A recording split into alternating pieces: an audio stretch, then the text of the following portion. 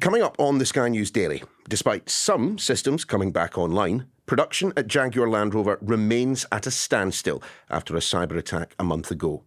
As another name is added to the list of British companies brought to their knees by hackers, is there anything that can be done? At last, a moment of respite for the tens of thousands of employees directly affected by the Jaguar Land Rover cyber attack, an attack that's meant no cars have been produced by JLR since August. The company has announced some of its systems are working again. Good news. But we are still days, if not weeks, from seeing Range Rovers rolling off the production line. Not such good news. And it comes at what cost? Well, already you are likely to be into the hundreds of millions of pounds. This is very worrying to literally anyone and everyone working in business right now in the UK. Because it's not just JLR. The Co-op has lost millions. Marks & Spencer had 6 weeks of chaos. Airports up and down the country have seen people jetting to nowhere. And those are just a fraction of the British institutions and businesses who've had their security breached. Well, in a bit, I've got one cyber expert to explain how these attacks happen, why, and what can be done. But first, Paul Kelso, our business correspondent. Paul, JLR, Jaguar Land Rover, their problems must have started, a month ago now? August the 31st, their systems were infiltrated somehow. September the 1st, they announced that they made the decision to shut down everything. That means assembly lines in the UK, Midlands and Merseyside, but also Slovakia, India, Brazil, possibly China as well. And everything was knocked out, not just the systems that help them make the cars, but the systems that allow dealers to register cars, even the individual diagnostics machines that a mechanic would connect to your Range Rover, if you had one, to work out if a spark plug needed changing, all down. And it's going to last at least a month. They've already said they'll be closed till at least October the 1st, but that is not the same as saying when they'll be able to resume. And at this stage, it is very unclear when this enormously important company to the UK will be back in operation. I mean, it's a huge business, JLR, but these are huge problems. What do we understand is the cost to them? It's tens of millions of pounds a week in lost revenue. You can't order a new car, which means they can't make a new car and can't sell that car. They've been unable to register the cars, new cars that have been built and are sitting there in car parks around their factories because they haven't been able to use their systems with the DVLA. But it's enormously expensive, and it's not just costing them bottom line, down the supply chain. There's much more damage that might yet be reaped as this drags on. What I've never been able to wrap my head around is how a cyber attack would halt manufacturing. I can see why it might knock out IT systems and things like that, but I don't understand why the robots are not putting cars together. It's because you can't have one without the other. Modern supply chains are pretty amazing. I've never seriously pondered buying a Range Rover or a Land Rover Discovery. You go onto that website and play the game of what if, and you can select the colour, you can select different wheels, different levels of specification. There's a level of personalisation of a vehicle. That order then gets fed onto a production line, and no two vehicles are necessarily the same. You've chosen the colour, you've got different specifications. That is all done just in time. If you've ordered the sunroof and you've got a sunroof supplier down the road, and I was in one this week in the West Midlands, you're delivering that sunroof just in time for it to go into that vehicle which has ordered the sunroof because the one next to it might not have. And so you have this incredible complexity, which when it works well for the customer, works amazingly well for a very profitable company. But it's all digital at the end of the day. And what's so debilitating here is because of, if this is a ransomware attack, and we don't know, but that's the implication, everything in JLR systems that's been infected and connected is encrypted and they can't use. So that's why everything stops. The government is suggesting that it might be prepared to step in and help out JLR. Yeah, this is very interesting. This week we saw the business sector and the industry sector in the West Midlands starting to listen to the supply chain particularly and the company about what's going on. It's the supply chain that is the issue. So JLR employs 33,000 people in the UK, hugely profitable, owned by a mega company, Tata, the Indian conglomerate. While its workers twiddle their thumbs, JLR frankly can afford to pay them.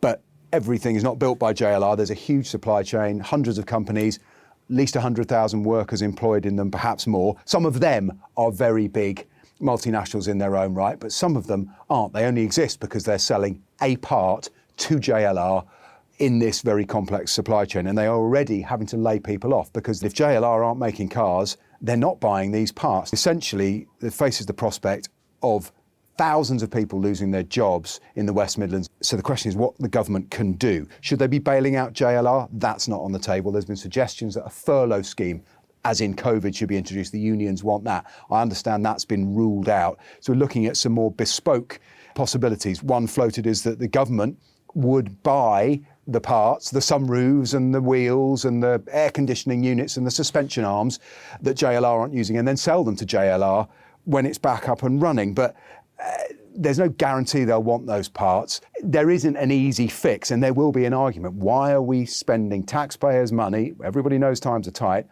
on supporting this enormous company? The truth is, when they restart, they will need this supply chain. It's not just JLR that benefits from it.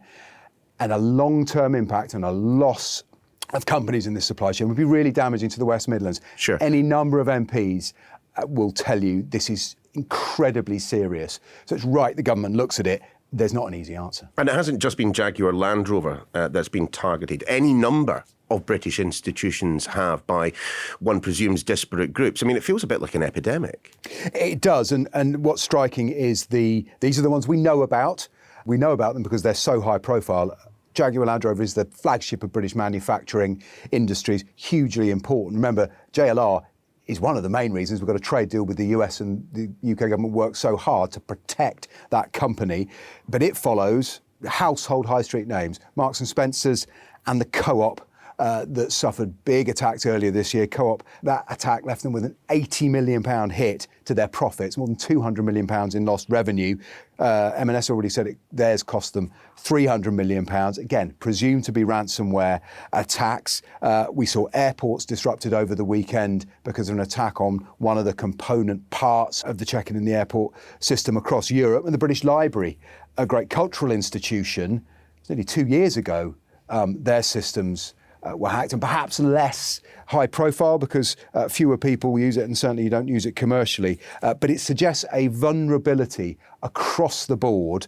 You can bet the leadership of every organisation of any size and profile in the UK is thinking if they can get them, and if they are vulnerable, what about us? So there will be a huge focus in boardrooms, more importantly in the cyber security operations, digital operations, about how do we stop us being next. Is there an argument that perhaps the government needs to be more proactive when it comes to cybersecurity? I mean, we've had the National Cybersecurity Centre up and running for the best part of a decade, and I've never known as many attacks on corporate entities. There is a question about the resilience of the UK. I spoke to the industry minister earlier this week. He said he doesn't think the UK is particularly vulnerable. Everyone is vulnerable to these kind of attacks. And the National Cybersecurity Agency does offer a great deal of advice. There's a playbook for how to deal with these things, and there's lots of advice to try and protect yourself in the first place. Because what is absolutely evident from this is if these massive companies, these household names in British retail and industry are vulnerable, then everyone is vulnerable.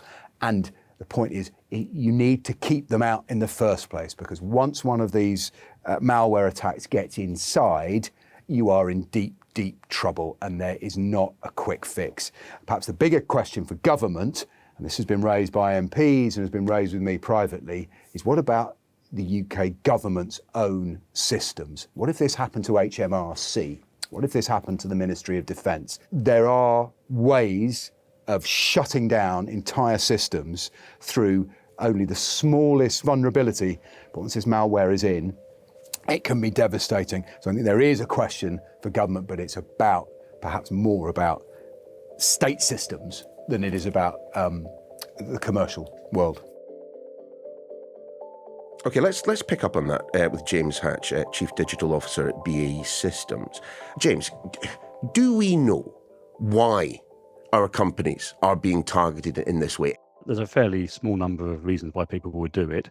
It tends to be either political or economic, looking for money, or sometimes, and probably more so in terms of cyber hacking than in other forms of criminality, sometimes people just do it because they want to do it. But mostly, for most corporations, the economic factors will be the key ones to ransom or theft. If you're an organised crime group, it's a way of making money. That's actually less likely for you to end up in jail than it would be for smuggling drugs or something.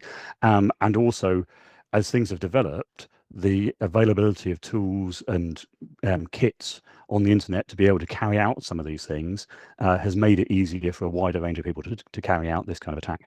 So how do these groups, or indeed these individuals, how do they get access to the systems in the first place? The main thing that's happened over probably the past 5 years or so is the shift from things being general viruses that propagate almost randomly to being targeted attacks, and using either software they've written themselves or using kits that they've acquired through the dark web. Criminals can try and get hold of credentials, probe for weaknesses in people's networks and so forth. It sounds a bit like a franchise model, that someone comes up with this bright idea of how to get inside systems, and then they license it on to other criminal groups. Absolutely. If you've found something that works, there's two ways of making money out of that. Either you can use it once yourself and then do that again and again. That's quite a lot of effort. If you've invented something that works really well, then you can sell it to somebody else, or even sell on access, get a toe in the door to a network and then sell that access on to other people. Once they have achieved access to company systems, a multinational systems, I mean, what are they capable of doing? Well, this is part of the challenge, because software has become such a key component in businesses, from the systems that run an organization, pay its suppliers and all that kind of stuff, through to manufacturing and customer service. It's everywhere in an organization. So that's why I think we're starting to see the level of impact of these events become more and more difficult. So how can companies best protect themselves? And when we look at firms that have fallen foul of a cyber attack, does it immediately follow that they haven't done enough to prevent it? What I've seen in terms of the work I've done with BAE Systems for customers is most organizations are trying to manage a couple of things in relation to their technology. They're trying to drive greater speed and efficiency from the application of digital technology, and they're trying to maintain security. And the first of those is got a continuing competitive pressure. You're always under pressure. You're always trying to do things cheaper. You're trying to do faster, trying to offer better services to customers.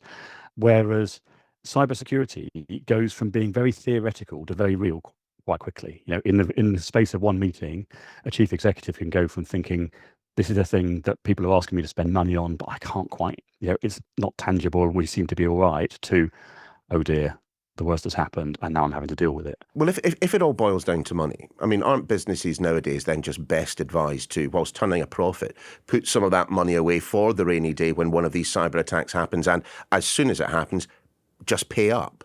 I think the question of ransoms is really difficult. There's a trade-off between the short term and long term for organizations and for society as a whole. In the short term, it's really paying the ransom, getting back what you lost can be very attractive, but you're going to make yourself more obvious as a target that way, and also encourage the wider attacks. The impact, even if you have a well-managed incident, can be quite significant. Expecting to be attacked, I think, is realistic. Being ready to deal with an attack when it arises, but that doesn't have to just be hoarding money. I've done exercises with the boards of organizations where you step through what you would do, what an attack might look like, just to kind of take that challenge of understanding something that's a bit intangible and make it real for people. And one of the reasons you make that preparation is so that you have arrangements that can minimize the impact when it happens, so that you can have backups, that you can know what you're going to do. You have decided whether you're going to have insurance or not. You've just got a policy about whether you pay the ransom, and that you have arrangements in place to be able to carry on operating as a business even when you're under attack. If the company is being placed under attack by what one presumes to be a state entity, how do you respond to that? Is there a different approach to that, where it's simply entirely motivated by money? Yes, in a couple of different ways. I mean, the defence sector and the government sector operates slightly differently from most commercial organisations. If you're being attacked by a nation state in order to get national secrets, then the government has an interest in that, and you're not operating entirely on your own. So working with government agencies in order to be able to support cybersecurity is important in our sectors. And in that kind of situation, you're going to have to recognise that the level of attacks are going to be more heavily resourced, but that's why we have things like security clearances and standards and high levels of control around classified material. Our business correspondent Paul Kelso made the point that this focus on the commercial entities ignores the fact that, look, if these hackers got inside government, I mean, the damage could be, well, what could the damage be? So the impact could be very considerable, but that is something that the government is on. They set up the National Cybersecurity Centre nearly 10 years ago. There is a strong established cybersecurity capability within UK government, and they are continuously working and monitoring on this. And in fact, in a way that I'm encouraging commercial organisations to have that at the centre of what they're doing. Let's just turn back to the corporate to conclude. I mean, is this just the cost of doing business in an increasingly interconnected 21st century, that cyber attacks, whilst not necessarily inevitable, are just going to be highly likely if you're operating at the scale of the companies that have been in the news recently? I think you have to be realistic that if you're connected to the internet, which you're a corporation, you're going to be. If you're using digital technology, if you've got a wide supply chain, if you're connected to a lot of people, then you just have to have clarity of how you're going to manage that at the center of your business strategy. Yes, it's a cost of doing business, but if you do it right, not a big extra cost. But if you try and run everything digitally, connect everything to everything, and then try and stick security on afterwards, that is really expensive. So my main piece of advice would be to think about it early. Make sure that you've got it built into the way you handle your technology and how you manage your suppliers and how you manage people, and build it in and be ready for the worst when it happens so that you can live through it. Thanks to James, to Paul, and to you for listening. The Daily's back tomorrow. Bye for now.